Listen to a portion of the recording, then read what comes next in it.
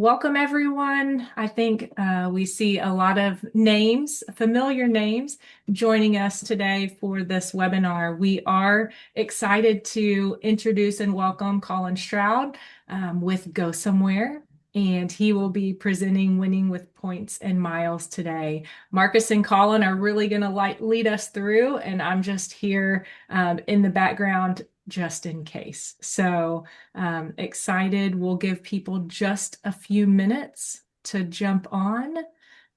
Marcus, if you want to give just a quick run through of Dillon Business Advisors in case someone doesn't know you and I yet, or the business, but I'm pretty sure a lot of people are already familiar. And then once everybody's on, we'll let the main event give an intro. No, that's great. Appreciate that, Rachel.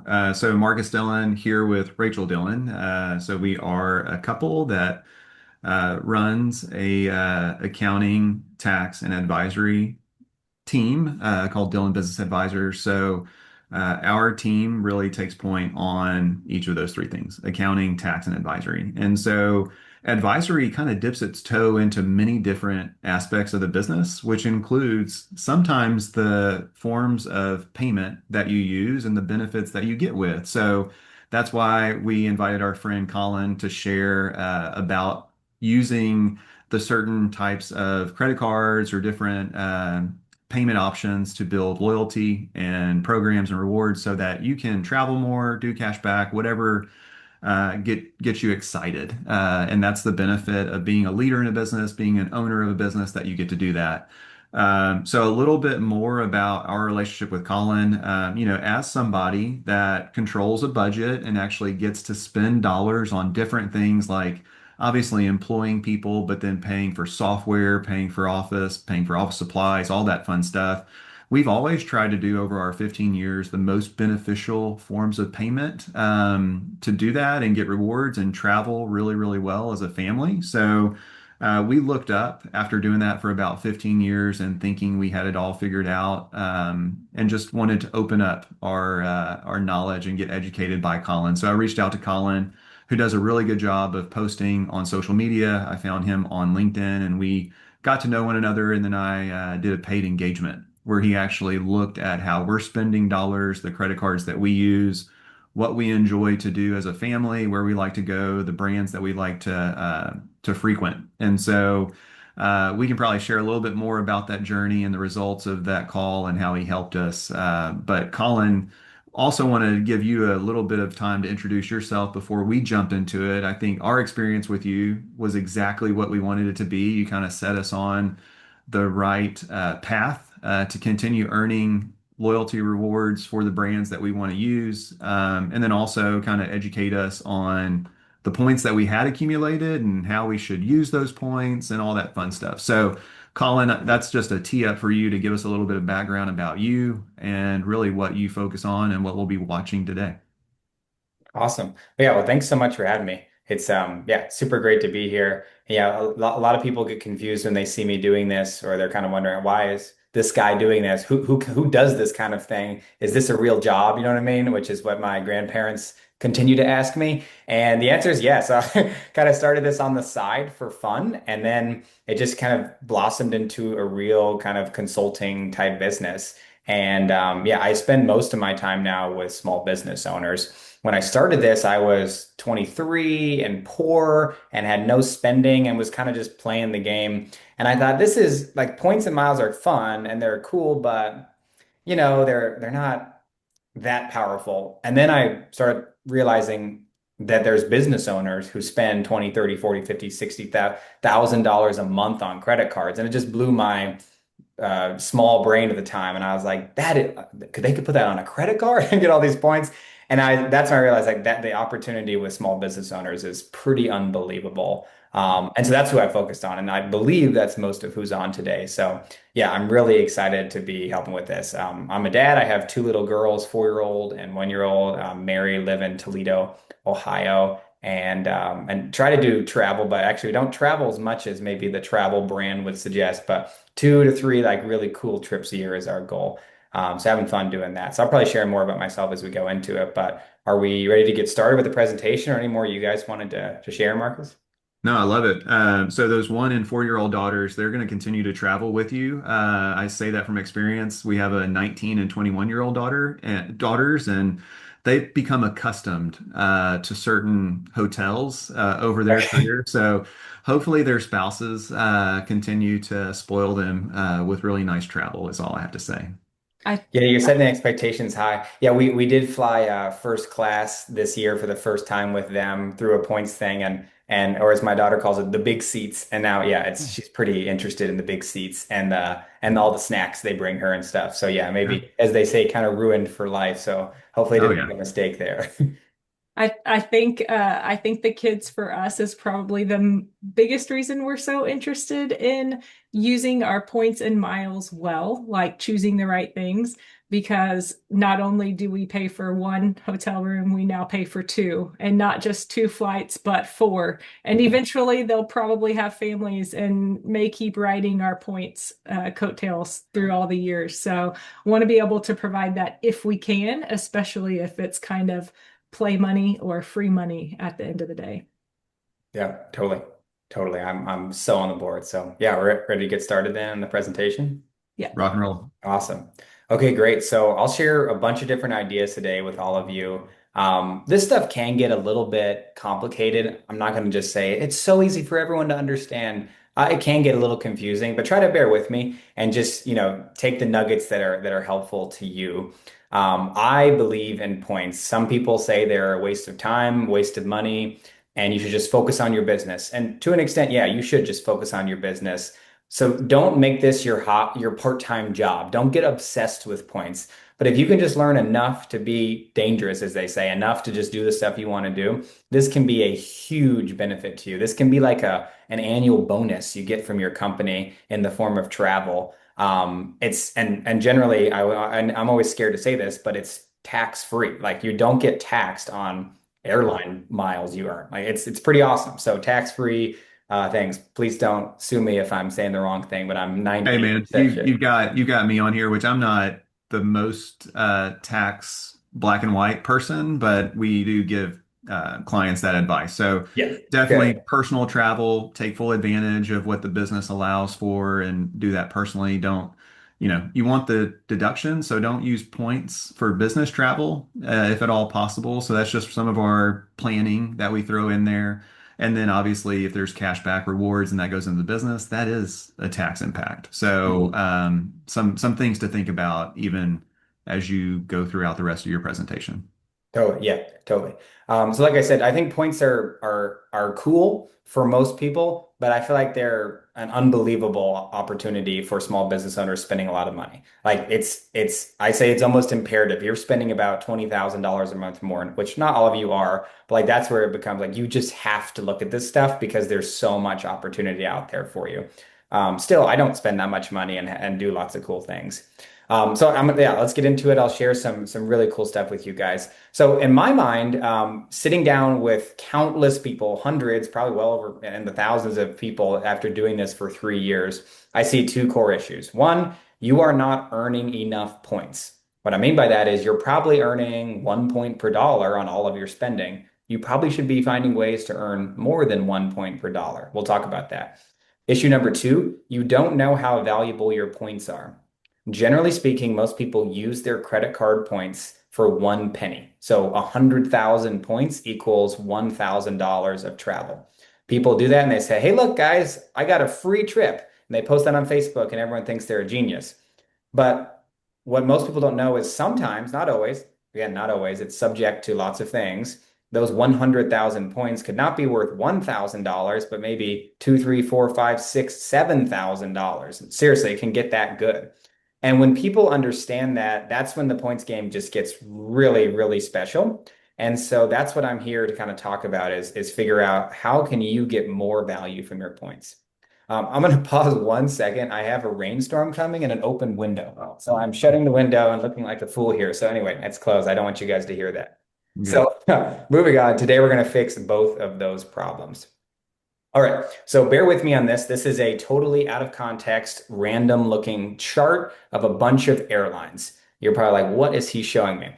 So this is actually a list of all of the partner airline and hotel partners that Chase Bank, basically the most popular bank in America, Chase Bank allows you to transfer your points to. Okay. So some of you aren't familiar with transferring points. If you have a travel rewards credit card, you can often transfer your points, meaning you move points from Chase, the bank, to an airline or hotel program, meaning 100,000 Chase points would be 100,000 Southwest points. So again, very random out of context. I'll come back to why this is relevant in a second. I just wanted to show you guys this so you have it in your head, so you at least have a little context of what I'm about to show you. So I want to talk very briefly about my favorite ever redemption I've done. And when I use the word redemption, I'm talking about redeeming my points. That's kind of a term people use. This is the Park Hyatt St. Kitts. All right. Some of you haven't even heard of St. Kitts. It's in the Caribbean. Beautiful island. I stayed here with my family last year, the two little girls I mentioned. It was amazing, like just unbelievable. Is the nicest hotel I've ever been to. I'm new to luxury travel, but I would put this up against anywhere people who have done the luxury travel thing. It is awesome. But it's at a price that I cannot afford, or certainly could not afford. It's close to $1,200 a night for just a basic two queen room when I went there. So it's only gotten more expensive since I went. Very expensive hotel. But I'm going to come over here. I'm changing slides. Same hotel, same dates. What I did is I'm on the Hyatt website. I come over here and I clicked use points. So remember, it was about $1,200 a night. I'm rounding up to just have a nice even number. But that same room, that two queen bedroom, that's $1,200 a night, is only 25,000 points per night. Now, some of you don't really know what that means. They're like, wait, 25,000? What is that? Well, remember, generally points are worth about 1 penny per point. So if it's 25,000 points, that means it's only $250 worth of points per night for a $1,200 a night hotel. So I'll say that one more time. $1,200 a night hotel, only $250 worth of points. That delta, no pun intended, that arbitrage, that gap there, that is the whole thing we're going after here. That's the entire reason that you should maybe be attending this presentation. Well, that's not the only reason. There's other things, but like that is what's most exciting about the points game, is that arbitrage opportunity where you might earn 1.5, 2% or 2x points on the earning side. But on the redeeming side, you might get massive value where your effective return on spend ends up being 3, 4, 5, 6%, which is a huge number. There's no cashback credit card on the market offering 5% returns. Again, none of this is guaranteed. It's all subject to finding these deals, finding availability, which we'll talk about. But I'm just telling you the potential is there for massive, massive returns.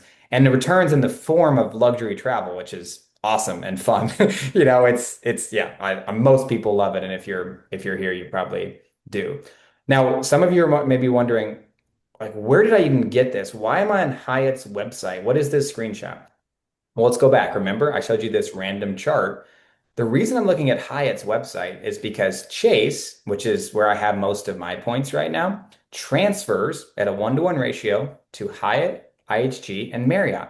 Meaning if I want to go find a cool hotel deal, I can search these 3 hotel programs and see if there's a deal. Now, a deal would be where the cash price is high and the points price is low. Exactly what we just saw there. In this case, I didn't see one in St. Kitts with IHG or Marriott, but Hyatt happened to have a really good deal. They're a pretty good program. They often have good deals. So I took advantage of it. So that's how I even got to Hyatt's website. Is I started with Chase, knowing I have access to Hyatt's program, and I booked this.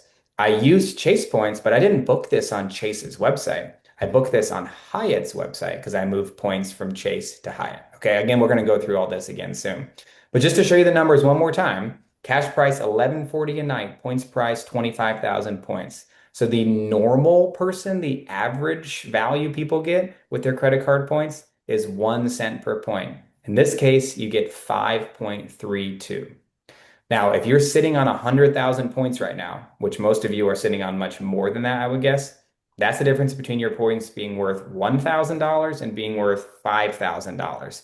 For those of you who are sitting on millions of points, you can do the math on your own. I can't do that mental math, but it's substantial. So even if you are a very high income earner, like I would say at a certain level of income, it's very it's very, very relevant. If you have a private jet, I probably wouldn't pay attention to this and just go enjoy your jet. But most of you probably do not have private jets yet. And so I think this is pretty cool. So yeah, it ends up being a $0 out of pocket for a $6,650 stay in the Caribbean. That's the cash price. That's what we would have paid, but we didn't. So super, super cool. This is a little bit of a hook just to kind of share, hey, this is what's possible with points and miles. This is something I actually did with my family, with two little kids in tow, and it worked. It was real. They honored my reservation. It's not some back end third party thing. It's very simple and it's really, really cool what you can do. So I hope that didn't give you a headache and we can kind of move on from here. That's good. I think Yeah, go what ahead. that did, Colin, is I think it just, like you said, it's a really good story to begin and keep, hopefully people leaned in or on the edge of their chair as they think about maybe the points that they have across all these different loyalty programs. Rachel, do you want to launch a poll just so we can kind of learn a little bit more about who's in the audience and get some feedback? Yeah, let's do a poll and hear if you could book one trip with points, where would you go? So we gave some options there. Hopefully you guys can see that poll. Where would you go? They're pretty broad. If you don't see an answer that you want to say, put it in the chat. We'll share it. Those are All some right. pretty broad destinations for sure. All right, we'll share results. Looks like a lot of people are hoping to go to Europe and Hawaii. So, same on our end. I think Marcus and I are both looking forward to trips there as well. Awesome. That was going to be my guess as I guessed right for the top two. So I was hoping I was right there. Those are probably also the top two most expensive if you think about destinations. You can go expensive anywhere, but when I think about Europe and Hawaii, it's like, okay, get prepared to spend some dollars. Yeah. Oh, no question. And the everyone wants the lie flat seats to Europe, and so they can basically charge whatever they want, it seems like. Yeah. So yeah, so I can continue on here then. So our agenda today, and we'll talk about Europe, hopefully. Yeah, how to earn points, how to find deals, tips and tricks to make this easy. And we will have some time for Q&A at the end. So I'm excited for that. So in this section about earning points and what cards to get, all that, the kind of the thing we have to address before we talk about points, which obviously you can already tell I'm biased towards the travel point side of things, is cashback versus points. The tax side of this is really interesting, and Marcus could definitely explain it better than me. But all you need to know is there are some tax implications when you spend with a cashback credit card. So keep that in mind. There's basically no tax implications for the way I understand it when you use a points like a travel focused card. So just keep that in mind. But forgetting the tax thing for now, the initial earning thing is going to be similar. So it's about going to be between 1 and 2% back on all your spending. 1x points, 2x points, 2%, 1%, same thing. Cash back is way easier. It's convenient, it's simple, it's painless, it's just nice. You get cash, you use it for whatever you want. So if that's you and maybe you don't like travel that much or you just are unwilling to accept any complexity, maybe cashback isn't fit for you. And I certainly do recommend it to business owners like often. So it's not uncommon I do. The points thing is fun, and it's worth it for the mathematical reason and an emotional reason. The mathematical reason is the one I just showed you with the St. Kitts thing, right? That you could turn 100,000, $1,000 worth of points into $5,000 of value. Like that kind of return is amazing. You'll never get that with cash back. Points offers you the ability, the chance, if you will, to get that arbitrage. The emotional reason is one I find really interesting. When you get cash, whether it's personal cash or business cash, it's easy to just use it for whatever. Personal cash, HVAC system breaks, you use it. Business cash, whatever, you're having a low month and you just use it to make payroll. That's not that fun. Like it helps, but it's not fun. It doesn't like make a special moment with your child. You know what I mean? And that's what I like about the points thing is there's this emotional thing where you're basically forced to use it for what should be a really great experience for you as a founder, as a business owner, and your family or your spouse or whatever it is, your friends. And even on the charitable side of things, like people use points, people send like, people from their church to Haiti for a mission trip to do dental work like that. I know lots of people doing stuff like that. There's a lot of cool things you can do with points. And there's that emotional side that I like. So there's no math on the emotional side, but it is a real thing. So I'm going to just say that we agree that points are the best. So we're going to kick out cash back for now. So once we've agreed, okay, we're doing the points thing, we have three options: airline cards, hotel cards, and then these bank flexible cards. You guys know what airline and hotel cards are. It's pretty simple. A Marriott credit card is pretty straightforward. A Delta Airlines credit card, straightforward. The bank cards is where people get a little bit more confused. The Chase, Sapphire Reserve, the Amex Business Platinum. You're not earning points with an airline or a hotel. You're earning flexible Amex points or Chase points or Capital One miles. And these aren't tied to any brand, but they can be transferred to all different kinds of airline and hotel brands. But you can also use them just through the bank's respective travel portals, which is basically like Expedia. You can book any flight, any hotel, any rental car. Generally speaking, I recommend the bank flexible cards. They are I just said, they're more flexible and they make more sense for most people. Though I do recommend like a Delta card or an American card or a Marriott card sometimes, just depends on what the person I'm talking to wants. Because this is a group setting, I can't get in with all of you and look at your situations, but I'd love to. Maybe we can find a time to talk after this. So I'm just going to make some more blanket generalizations saying for most of you, the flexible cards will end up being better. Again, I can't choose the right credit card for you. There's a lot out there, so we can't go through them all. But questions to ask yourself is, what do I spend the most on? Marcus mentioned there might be a lot of like CPA, accounting firm owners here that spend a lot of money on software. So, for example, let's say you spend $10,000 a month on software. For example, the American Express Business Gold Card earns 4 points per dollar on software spending. So if you were spending that, you could be getting 40,000 points per month from 10,000 of spend on that card. That's the only card that does that. So if you don't have any software spend, that card's actually not very helpful at all. But if you do, that card's incredible. So that's the kind of question you should be asking and thinking. And there's just a lot to it, as you can see. But go through these kind of questions and you can kind of see what card is best for you. A good place to start is AI. If you want to kind of plug in, all the different things about what you're doing and say, okay, what card is best for me? You can do that. Results may vary. You don't know what you're going to find. So I'll just give it away here, I guess. I am going to be offering some quick free consultations to people on here. I'm assuming that every one of you won't reach out. If you do, I might have to readjust my calendar, but assuming just a percentage will, if you want to talk to me, you can do that for a brief call for free. There's no charge. There's nothing there. So I'd love to help you guys with this. All right. Instead of talking about theoreticals forever, about what card is best, and I can't get in with any of you one-on-one right here, we're going to have a made-up guy, Travel Ted, and we're going to build a strategy for Travel Ted. And then we're going to actually plan a trip for Travel Ted. Okay, so that's this next section here. These numbers may not describe you at all. They may be way higher or way lower, but just bear with me because no matter where your numbers fit, this strategy still works. The numbers are just going to be bigger or smaller. So let's pretend that Travel Ted is 45. He's married with 2 children, $3,000 a month mortgage payment, $10,000 a month of personal credit card spend, and then $20,000 a month of business spending.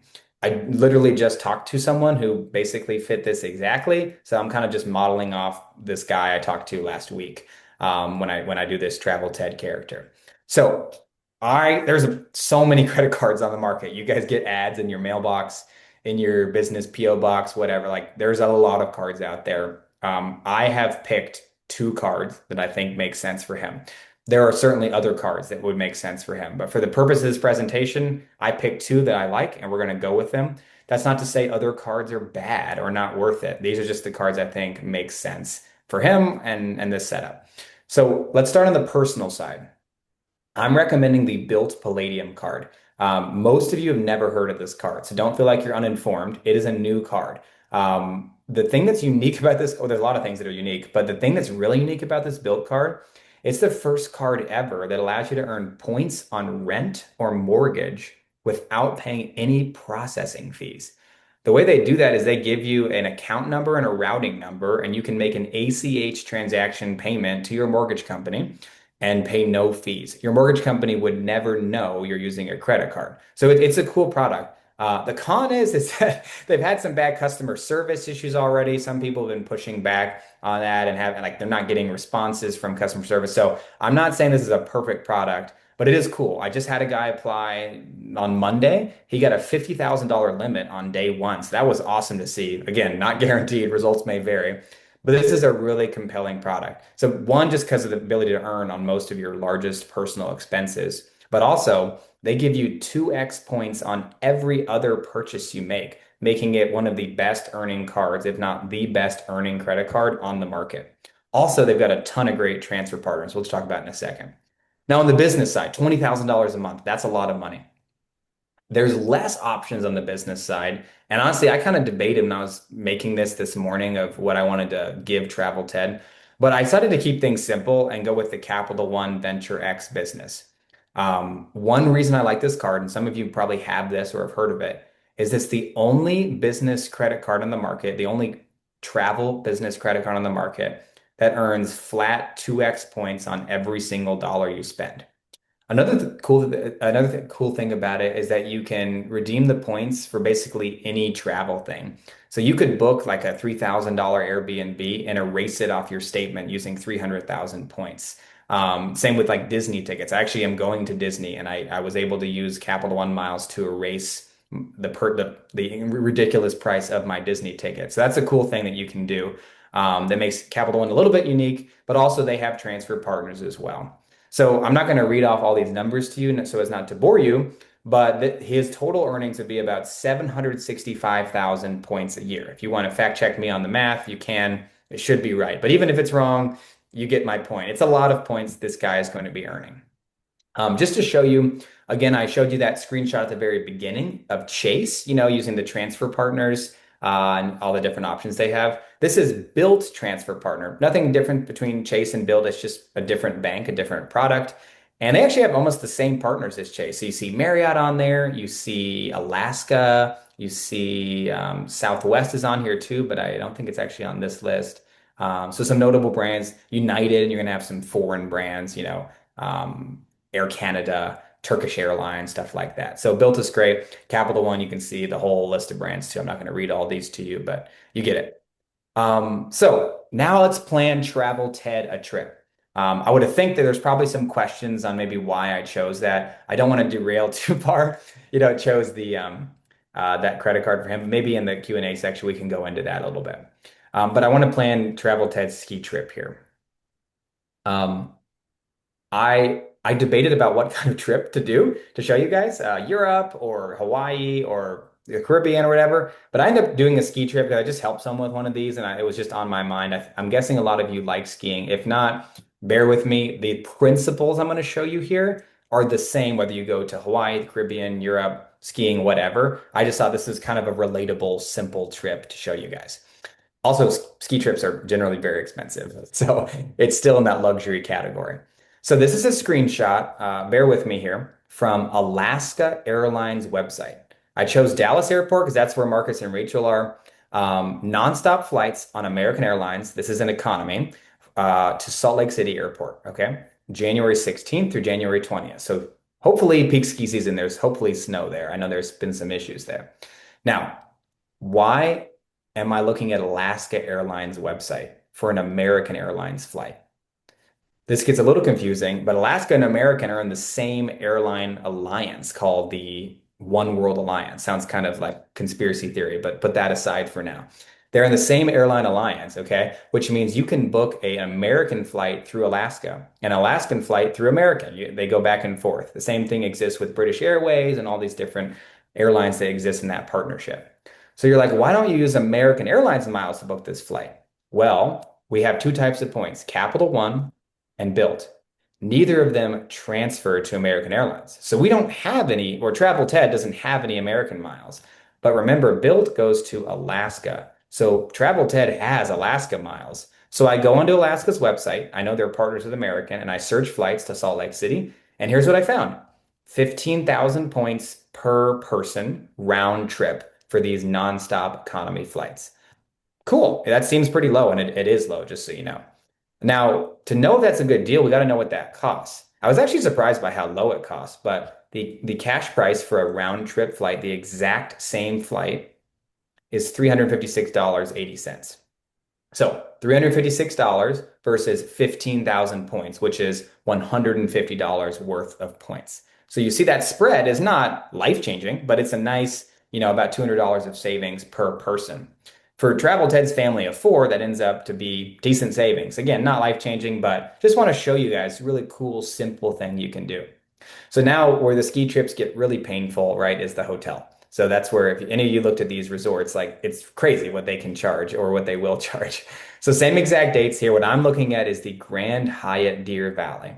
So why am I looking at Hyatt? I already explained that back when I was showing the St. Kitts thing because Build transfers points to Hyatt just like Chase does. And I could also look at Marriott, but the deal I found with Hyatt was more compelling than the Marriott. So that's why I'm showing you Hyatt. I don't have any allegiance to Hyatt over Marriott per se. This is an awesome hotel. It's newer. I think it was built in the last year or two. And what I'm looking at is just a standard two double bed room. That was what is available during these dates. And it is going to be 30,000 points per night. Okay. 30,000 points. Remember, that's like $300 worth of points.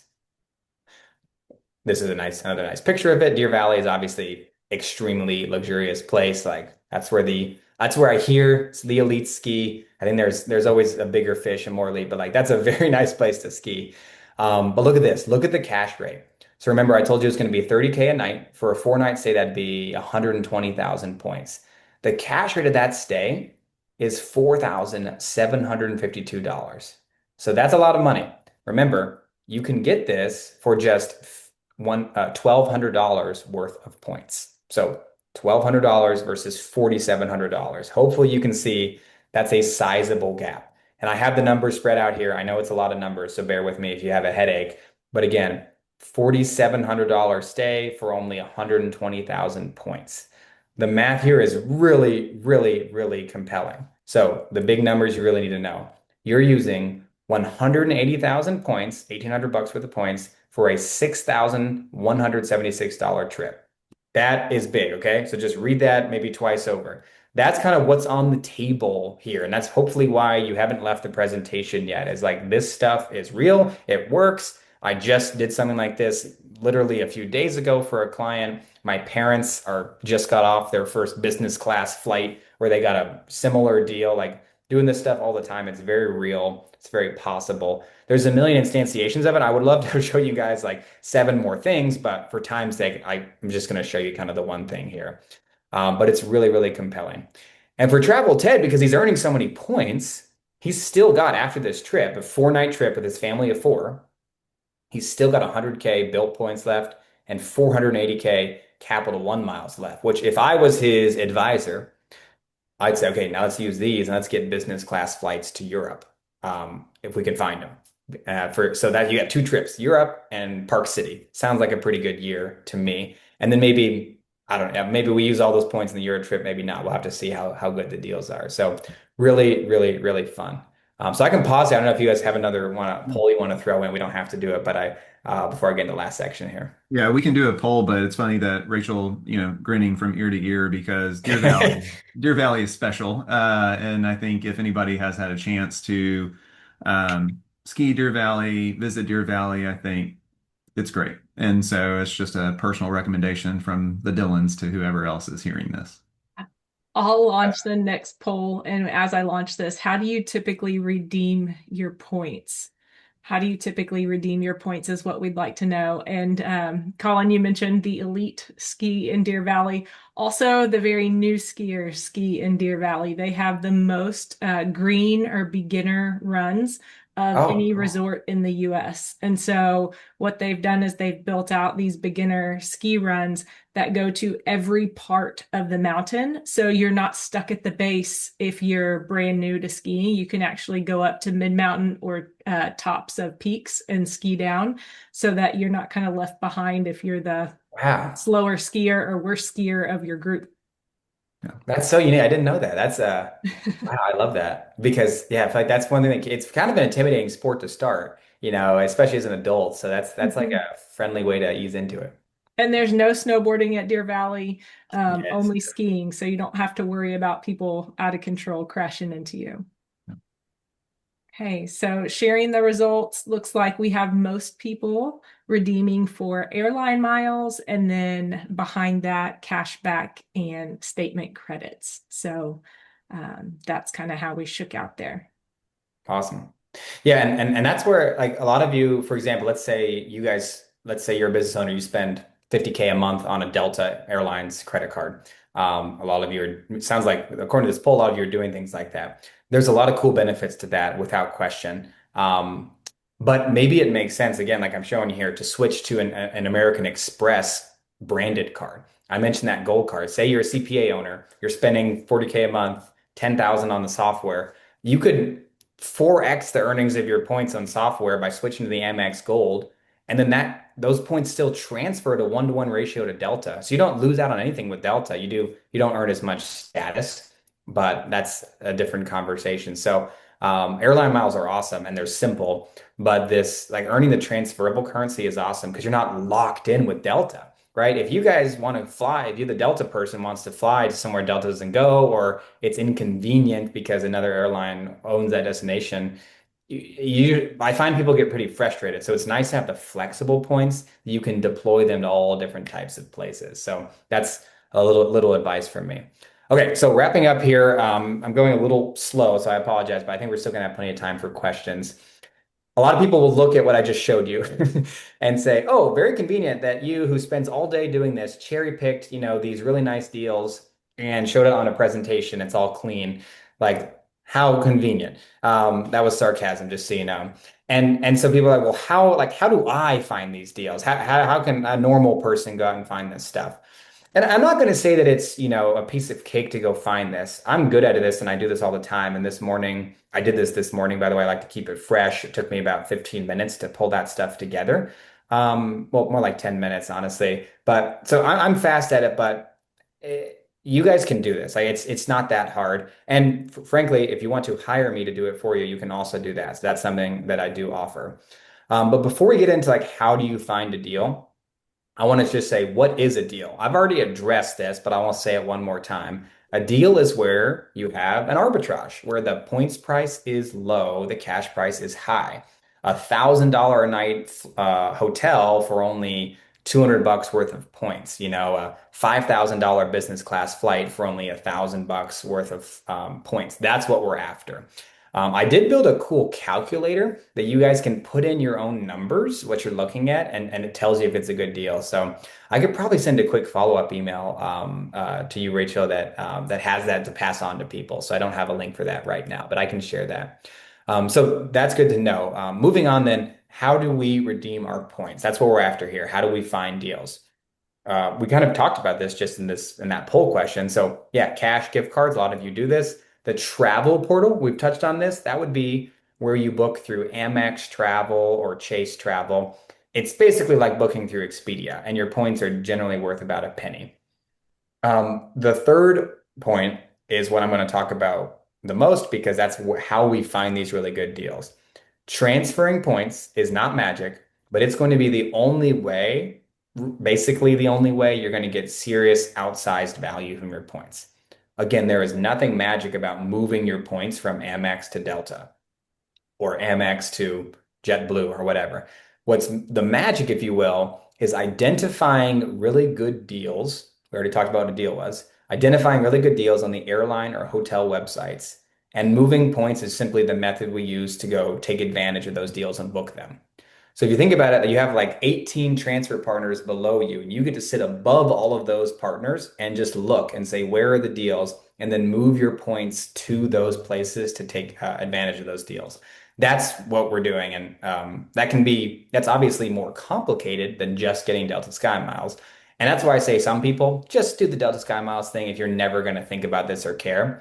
But you don't have to have a PhD in points to like figure this out. It's just not that hard. And it's really powerful what you can do. We're not going to go through this for sure, but this is just a quick visual of like all the different banks and who transfers to who. Again, don't read all this, just to give you an idea of how many there are. So what I'm going to tell you here is really, really important. And for those of you who don't want to hire someone or don't want to spend hours and hours and hours on your own to find flight and hotel deals, this is really, really important. Back in the day, old school 2012, people would just go find deals by scouring airline and hotel websites. They would go to like 7 websites and poke around and try and find the best deal. That's exhausting and time consuming. Today, there are some really powerful software tools that basically do this for you. So there's a couple out there. You can read them here on the left side of my screen, but the number one I recommend is called Seats.aero, SEATS.aero. What Seats Arrow does is it pulls data from like 30 plus different airline websites and finds the best deals for you.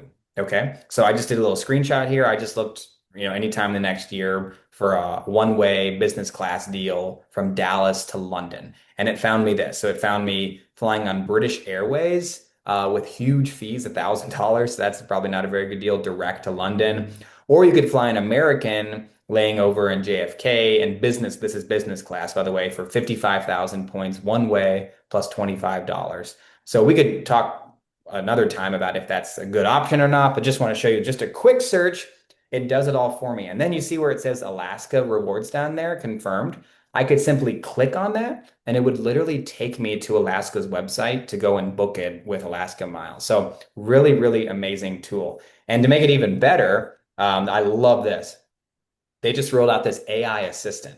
So if you're still listening to me and like, I don't know half the words he's saying, whatever, you can speak in plain 5-year-old level English to this AI assistant and say, please help me, like with a little desperation in your voice. You know what I mean? You can just say exactly what you have. I've got 300,000 built points. Find me 2 round trip business class from New York City to Paris sometime in October. Obviously, you can be more specific, but for educational purposes, that's my little screenshot I have for you.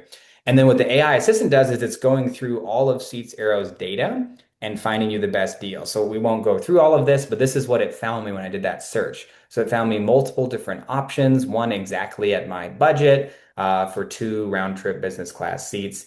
And then you can even respond and say, great, I have no idea how to book this. Please explain to me how to book it like I'm 5 years old. And because it's an LLM, ChatGPT model, it can respond intelligently to you that way and help you. So huge, huge updates in the points world that this kind of stuff is out there. Most people don't know it is. And so the barrier to entry has never been lower with the points thing because you have tools like this that are doing a lot of the work for you. Again, I have plenty of people who still want to sit down and talk with me or hire me, but this stuff, like I'm telling, like a lot of people can find great results doing this. So yes, I don't think I was going to say something else there. Oh, last thing. This is $10 a month. So you have to pay for it, but it's frankly just not that much money. So $10 a month. I highly recommend them. Easiest thing I pay for every month. Other than my QuickBooks subscription, which I do love QuickBooks. So I'll give the shout out to all the accountants here. It's very helpful for me. So my last thing I'm going to say here is just, yeah, you can do this. You need to put together a strategy. You need to start earning points, which is obvious. You do that by spending. And then you need to learn how to use points effectively. This is kind of the biggest hurdle for most people, that it is a little bit of an educational learning curve. You can outsource that to someone else, but I think most of you can learn this on your own. My dad is 62 years old, running a business, hoping to get towards retirement. I'll say this to his face, and I've said it before. He really knows nothing about points overall. But my dad knows how to do like 3 different things. The 3 things he really wants to do. He knows how to get flights to Punta Cana, where he loves going, and he knows how to book his favorite resort there. He doesn't really care to do much more than that. He reaches out to me when he needs help with something else. But like that's the main thing that he and my mom want to do at this stage in their life is go hang out at the 5-star all-inclusive Punta Cana. And my dad's earning, 50,000 plus points a month. And so he can do that pretty easily. And so I think he's a really good example. You don't have to be some PhD mega nerd flying Emirates business class to Dubai. You can just learn 1 or 2 things that you want to do and do them and have a great time and not pay anything out of pocket. So he's a good example for that. So yeah, I'm going to send, actually, no, Rachel has the guide here. So this is just a simple guide. It's kind of covering a lot of what I just talked about today. And hopefully that helps you. You can read it on your own time. And then the last thing I'll say, again, I'm hoping that not all of you do this, but if you do, I will do my best to accommodate. If you would like to sit down with me, I would be happy to do a 30-minute credit card strategy session with you. I am not charging any money for this, just to be totally transparent. I do make money through affiliate links. So if you sit with me and we decide a card makes sense for you, I would simply send you a link and I am compensated that way. So just so you know, that's one of the ways that my business works. I'm not going to push something on you. I'm not allowed to push something on you. I'm happy to help and sit with you and see if there's a better option. So I would love to do that. So shoot me an email here, colin@gosomewhere.world, and just let me know you came from the webinar. And I'd love to get that scheduled. I can send you like a calendar booking link to do that. I Yeah. have nothing else. I'll leave the slide up just one more second to share, but I'd love to do some questions. And if Rachel, Marcus, you guys have anything else you want to say, go ahead. But yeah, Yeah. thanks for listening. I hope that you guys are survived this, and it's a lot of math and details, but it is really, really powerful stuff. I think, yeah, Colin, I appreciate this, and I appreciate our relationship and, the advice you've already given me and Rachel.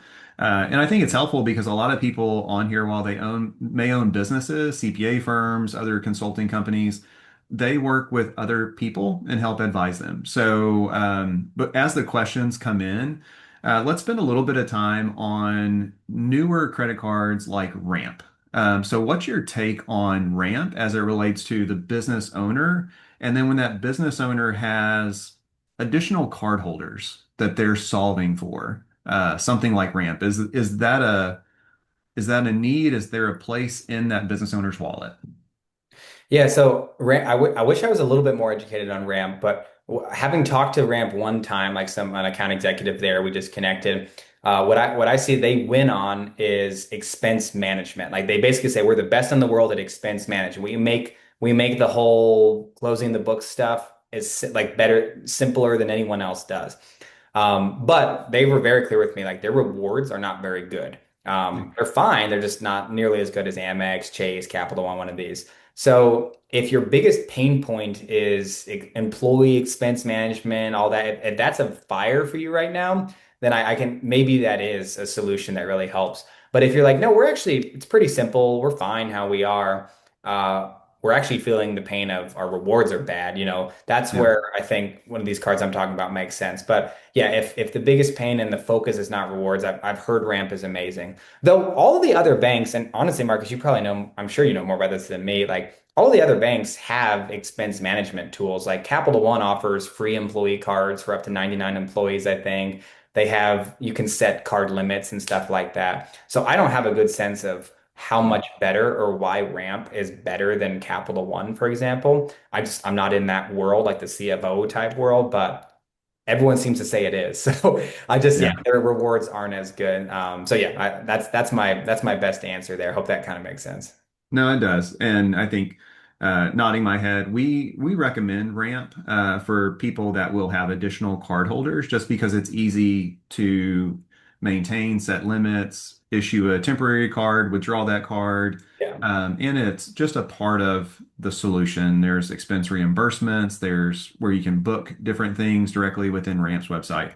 We see that coupled with the credit card of choice for the owner. So the owner, they can continue to use their loyalty card that they prefer, that you work with them on. But we do see something like that. It's just easier to maintain and monitor a program like that versus going into Chase, going into Amex for all the different employee cards. That's a really good point. Yeah, on that, I should have said that. But yeah, I have a friend who's got like 50 employees. He uses all of his kind of owner expenses, on his Chase card. So, the stuff he does day to day, but all of his employees have Ramp cards. So he kind of does it. So basically exactly what you're saying there. That seems Yeah. like a good setup to me, kind of do a little bit of a hybrid strategy. Yeah. We So, Rachel, you want to read that question and see if Yeah, we can help we have or? we have three questions. So I'll start with this one. Do most business owners that have employees with company credit cards allow the employee to keep points rewards, or do the business owners keep all the points or rewards?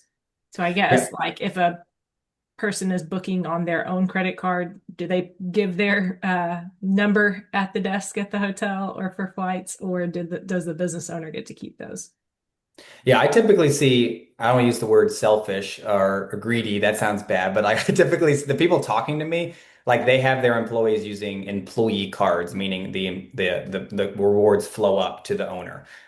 So yeah, so it's the owner is getting all of the points. That's generally what I see. And there's an expense management thing too. It's like they don't want to have to go reimburse their employee who's at the Marriott in Omaha. That's just annoying to have to do that, as you guys all know, and so they prefer that, but they also want the rewards. I did just talk to someone who has a team of like contractor consultants. It's like a strategic consulting firm thing. I can't remember what they do, but he actually lets all of his consultants use their own personal cards basically as a perk of the job, and then he reimburses them. Though I'd have to think operationally, that's just annoying and hard to do, but he sees it as he's doing them a favor. But yeah, most people they're taking all the owners are taking all of the points.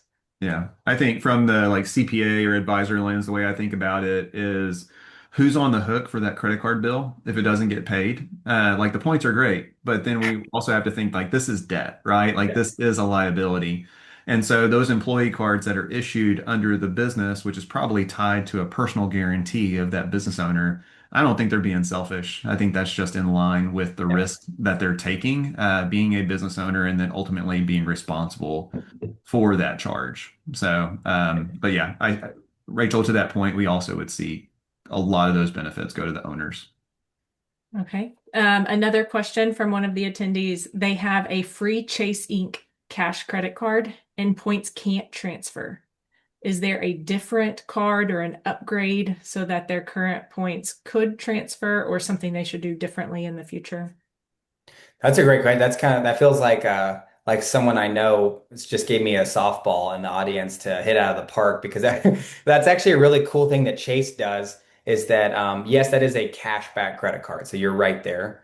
But if you get a Chase card that is a travel focused card, which there's three or four, the Chase Sapphire Preferred, the Chase Sapphire Reserve, the Chase Inc. Business Preferred, and the Chase Sapphire Reserve for Business. I know it's a lot of just words, but there's four of them out there. You can get one of those cards in addition to your current card you have.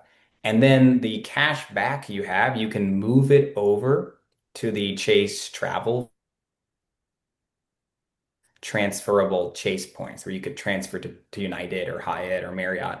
That's really cool. That's option one. Option two, you could simply upgrade your Inc. Business Cash Card to an Inc. Business Preferred card. That would be arguably easier, but if you wanted to have two cards and get another bonus or something, you could do option one. So yeah, both great things there. A lot of what I do for my personal business is I spend all of my money on a cashback card. People are surprised that the points guy like does that, but it's the Inc. Unlimited because it earns really well. It's 1.5x on every purchase.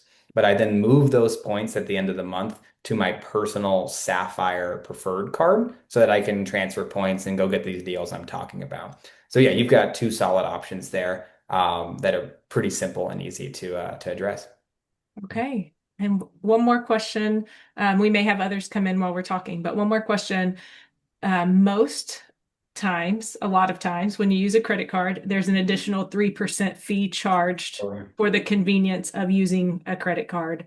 How do you account for that when deciding, do I pay, straight like bank ACH or debit card, or put it credit and accept that 3% fee?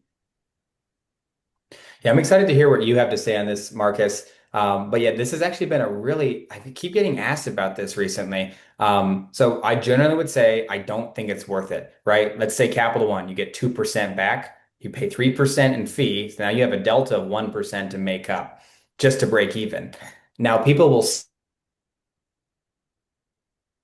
through cash flow benefits, like if you pay your payroll on the first with the credit card, technically you don't have to pay that off till the 30th. So you have 30 days to make 30 extra days. That could help, but that you still have to still have to pay. And the other people will say, well, the fee is a deductible business expense. So I'm so high income, it actually helps lower my taxes. And I don't even understand how that all that works, frankly. And then the other thing we'll say the travel benefit. So if you are consistently redeeming your points at super high values like I'm showing you here, well then that offsets the fee and you're arbitraging the fee and you're getting a good deal. Frankly, I feel like that's all just simply too much. It's too complicated, it's not reliable, and I would not do that. Most people I talk to, they have it's a 20,000 a month they can spend on a card with no fee, and they probably have another 60 they could spend that is a fee. But we're not talking about that 60. Because yeah, the 3% fee is, in my opinion, generally not worth it. I do know a guy who spends about $400,000 a month, and all of it is with a 2.9% processing fee. He's got a whole like very complicated setup and making the arguments I just made on why he does it. He's an interesting guy to look into. His name is, I'm forgetting his last name. I can send a link. Ryan, somebody. He's very public about this, but I can't say that I recommend that. But yeah, I'd be curious your take on this, Marcus, because it is an Yeah. interesting topic for sure.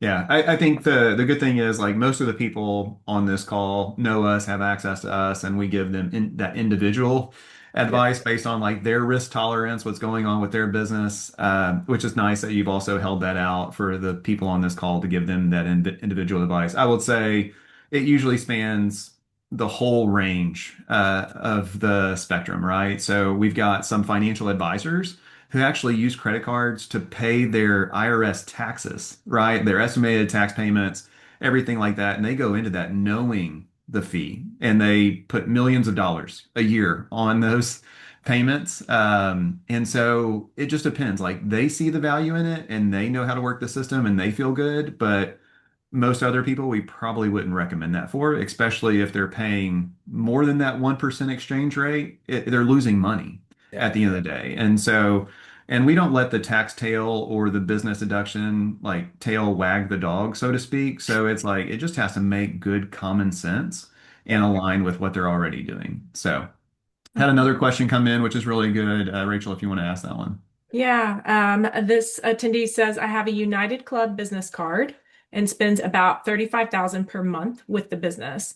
He has a ton of miles. What are the best ways to use these points for hotels, rental cards, as well as flights? So maybe in a situation where there's getting so many miles that he may not be able to spend them on that alone, can he also use them well for hotel and rental cars? That's a good question. So I should know this. Southwest and Delta have a way to like they have like a travel portal. You can basically book a hotel with Southwest points or Delta does the same thing. I don't even know if United does. But let's just pretend they do. That would be the only way. All of the stuff I'm showing here, it would not really be applicable to you for hotels, rental cars, things if United doesn't have that. And even if United does have that, they have complete control of that. They can assign value to those points, whatever they want. And so the value there is not that good. You are making an unbelievably good argument to shift to a Chase card. Why? Because you clearly have too many miles to even use for flights. So if you shift it to a Chase card, let's say the Inc. Preferred, Inc. Unlimited, one of these Chase branded cards, you would earn the same, if not more, points per dollar spent. All of those points could be transferred at any moment at a 1-to-1 ratio right to United. So you wouldn't lose any United miles. You can send all of them there if you want. But if you happen to not want United miles, you can transfer them to Marriott and book hotels. You can book a rental car through Chase Travel. You can take a statement credit and use it for Disney tickets. Like there's all these different things you could do. And so yes, you are again another softball question for me to hit. So thank you, making a good argument for the flexible cards. So yeah, unfortunately, I don't know just off the top of my head if you can even use United Miles for hotels. I bet there's a way. I just honestly not a question that's come up. I don't have a United card myself. So sorry, I don't know that one, but hopefully that helps give you some ideas there. Yeah, I think there is. So having that same card, because I Okay. like clubs, right? So I like to go into Yeah. the clubs and feel fancy while we're at the airport. So, but yes, there is a travel portal. I don't know the exchange rates if it's great or not, but you can maybe do some transfers. And Laura, another attendee, said maybe there's some transfer bonuses between loyalty programs just to get those into something from United to somewhere else, right? As you've mentioned today, transferring usually carries those points further along the way. Yeah, typically it's a bad ratio. Like Marriott transfers to United, but it's a 3-to-1 ratio, so it's pretty terrible. I think United has some, but again, the ratios are typically bad. You're only going to see good ones with banks to airlines, not usually Yeah, the other way around, or airlines to airlines. Sometimes they're okay, but that's yeah, right. those are going to be best used for United flights, and yeah, and probably booking through that portal using United, getting a hotel through them. Yeah. So yeah, And this same advice is partly what you gave me, because we had been accumulating Marriott points, Marriott Bonvoy. We put a lot of expenses on a Marriott Bonvoy Amex, and it's sad, but we have all these points that we can't use. And so it's one of those where that was your advice to me. Don't hold these points like currency because the currency could be devalued, the program yeah, could change at any given overnight. point. So that was helpful advice that you gave me, both on Marriott points, Amex points, United points. So I think that's something that I got out of our paid consultation, and hopefully others benefit from as well. Awesome. Yeah, that's yeah, that's why I say generally speaking, it's pretty good advice. Some people really should have the airline cards, but this individual who asked, yeah, it's a perfect example of someone who may not be using the right card for their lifestyle, for their stuff. So yeah. No, that's good. All right. So, just a few follow-ups for our people who are still watching. Make sure you take down Colin's email and that you remember to tell him that you did attend this webinar so that you can speak with him if you have more specific or personal questions that you would like to have his input on. I will send a follow-up with a link to rewatch this if you need to watch it again. And then as well as a download if you didn't have a chance to download that guide yet. So we will follow up again if you want to get in touch with Colin. He is making himself available to us who attended, so please do so. And the other thing before Colin, you sign off, thanks again for your time. Thanks again for your personal advice you've given both me and Rachel on how we spend. As you kind of wrap up and say goodbye, would you also share the easiest way for people to follow along with you? Because I know you're really active on LinkedIn, but if there's any other social platforms that you use, because you do tell stories, you do share your case studies in the open, which is great. And so if you would also add that as you wrap up. Yeah, thanks for asking. Yeah, LinkedIn is the primary and only social media I'm on. So please follow me there. Just Colin Stroud on LinkedIn is easy to find. But if you're not on LinkedIn or other social medias, I do have a twice weekly email newsletter that goes out. That's tips, tricks, deals, some of the stuff you saw today, some fun personal stories, opinions, all that travel news. So yeah, would love to have you on that. You can find that on my website. So go somewhere on the bottom of your screen, go somewhere.world. That's my website, go somewhere.world. There's a big button right when you get on there to get my newsletter. And then also if you go to my LinkedIn, there's a link to get my newsletter there too. So yeah, LinkedIn and newsletter are going to be the best ways to keep up with me and keep up with what's going on in this crazy world of travel and points. So yeah, thanks again for pitching that. Awesome. All right. Well, thank you again. We are done for today. I can't think of a better way to spend the lunch hour than talking about the next trip and how to do it for free. So, Marcus, thank you. Colin, thank you for being our guest and sharing so much wonderful information. Yeah, thanks so much for having me. This is wonderful. So I really appreciate you guys.